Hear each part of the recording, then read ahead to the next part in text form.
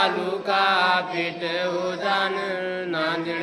आहे पवित्र देवाचे स्थान पवित्र देवाचे स्थान गोदावरीचे विमिती तीर्थ उमान देव अळगीर स्वामी श्री सद्गुरु स्वामी जगाच्या कल्याणा जीवाच्या उद्धाराल्या कर्मभूमी त्यांची माता बापूजी पाटील पिता बापूजी पाटील पिता ठेवले दिगंबर मुख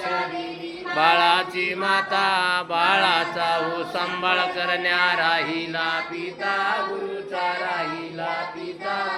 एके दिवशी येऊन गेले बाळ मटा गीर स्वामी श्री सद्गुरु जगाच्या कल्याणा